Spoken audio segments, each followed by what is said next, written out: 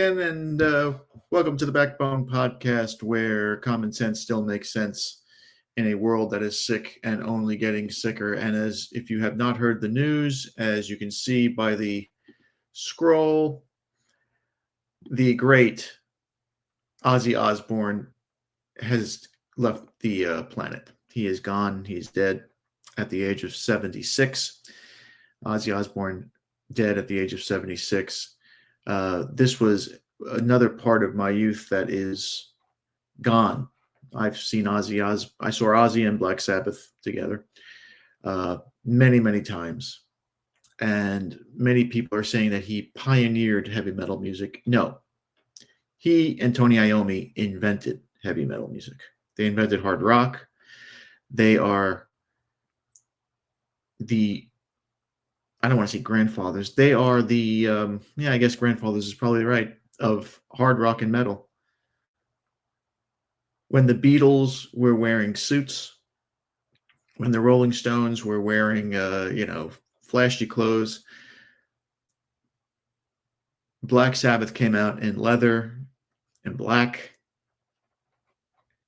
heavy riffs, the greatest riffs in music, in rock music, I should say. And the iconic voice that was Ozzy Osbourne. He was, in his youth, he was tremendous. With Black Sabbath, he earned the nickname the Prince of Darkness.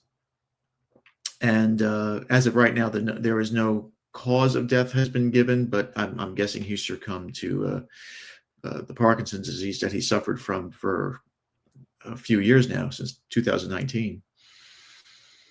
A statement from the Osbourne family goes, and I quote, "It is with more sadness than mere words can convey that we have to report that our beloved Ozzy has passed away this morning. He was with his family and surrounded by love. We ask for everyone to respect our family privacy at this time." And of course, we will do that. Hopefully the media does. Now, Ozzy's death comes weeks after the iconic Goodbye that he played in Birmingham, an all-day extravaganza called Back to the Beginning in Villa Park, his hometown, of course. The concert saw the singer perform both as a solo act and then, of course, with the band members, Geezer Butler, Billy Ward, and Tony Iommi. It was a tremendous show. I covered it here. You had everybody who was worth seeing on there: Metallica, Guns N' Roses, Anthrax, Slayer. We talked about the supergroups. It was a tremendous goodbye, and Ozzy did it his way. I mean, I'm guessing that the family knew that his time was close, and that's why they wanted to have this special goodbye for all of his fans who loved him and who admired him most. And it worked out perfectly. Now, of course, there have been rumors over the last couple of weeks that he was in Switzerland and he was looking to, how should I say, take his own life. None of that has been confirmed, or none of that has been proven. Of course, that would be his choice. Of course, I wouldn't agree with that, but it would be his choice. But Ozzy was not just a great singer and a great showman. From what I've heard from so many people that ran into him, and I was in the television radio business for a little bit, he was the sweetest, nicest guy you'll ever meet. I mean, you couldn't understand him when he talked most of the time. He was, but he was supposedly, you wouldn't even think he sold 100 million records. Now, of course, Black Sabbath, he co-founded Black Sabbath with, let's go back to the beginning. He was born John Michael Osbourne. He rose to fame in the metal band Black Sabbath, which he co-founded in 1968.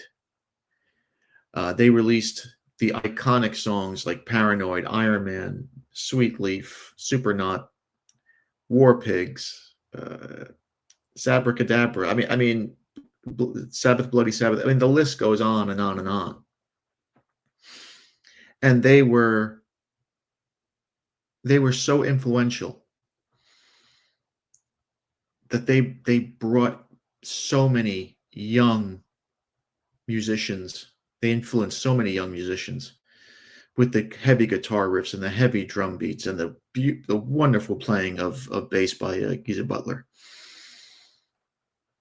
that they influenced bands like Slayer and Metallica and Anthrax and Megadeth later on when Dave Mustaine left Metallica. Of course, in 1979, because of Ozzy's addictions and demons, the band kicked him out, and Osbourne launched a successful solo career beginning in the 1980s with the Blizzard of Oz, and that was a marriage with another iconic guitar player who left us too soon. His name was Randy Rhoads, and the track on that album was called Crazy Train, and everybody knows that one. Ozzy became widely known for his onstage persona, for all the crazy antics that he did behind the stage, licking ants off of ice cream sticks, and just a craziness that he was. Of course, he is also infamously famous for biting the head off of a bat during a 1982 concert.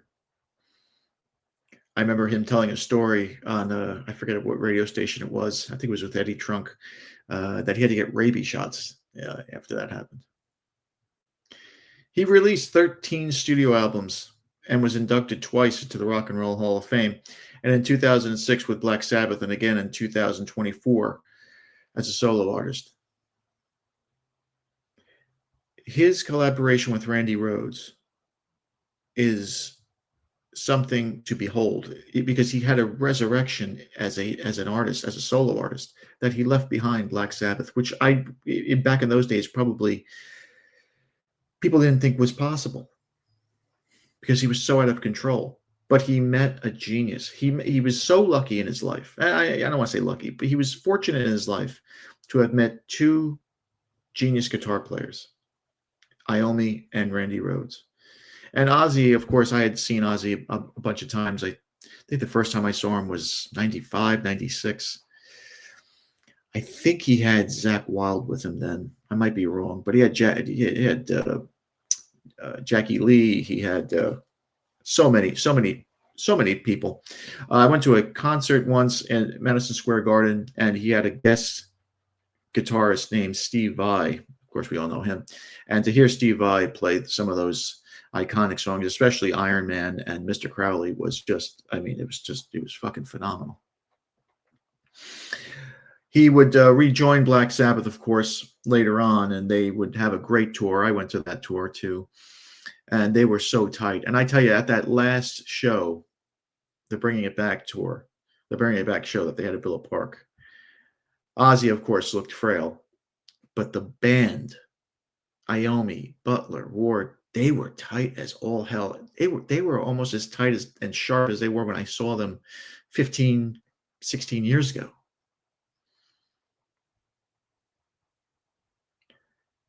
These guys are up there, but Tony Iommi just can rip that guitar to shreds.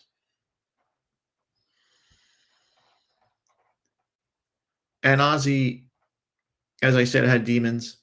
He would marry Sharon Osbourne in the 1980s, early 80s. And for many of you who may be watching here, who may be of the age, you may know Ozzy from outside of the music business. He was very influential on pop culture, and he became part of the reality TV world with MTV, with the MTV show called The Osbournes, which was as chaotic and hilarious of a home life as you could see, because his wife and two kids were absolutely nut jobs too. It did reveal his health struggles, the show. It did reveal his substance abuse struggles. And the show ran from, I don't know, 2001 or 2002 to 2005, somewhere along there. He announced that he was diagnosed with Parkinson's disease, which is a nerve disorder, in January of 2020, a condition that he would later tell the LA Times that he lived with since 2003, which to live 22 years with such a disease, I mean, we see it with, what the hell is that guy's name? The guy from Family Ties. Oh, geez. But it's debilitating. It's terrible. Michael J. Fox. It's debilitating. It's terrible. But Ozzy did not let the disease stop him from being Ozzy. And he was always quoted as saying, "I'm not dying from Parkinson's. I've been working with it most of my life. I've cheated death so many times. If tomorrow you read Ozzy Osbourne never woke up this morning, you wouldn't go, oh my God." You'd go, well, it finally caught up with him. And today it finally caught up with him. And I think he went out the way he wanted to go out. He went out with a last great kick-ass show. He left a legacy behind that one can only dream of. And we're going to miss him, because I'm telling you, the way the music business is today, I don't think we'll ever see anyone like this again.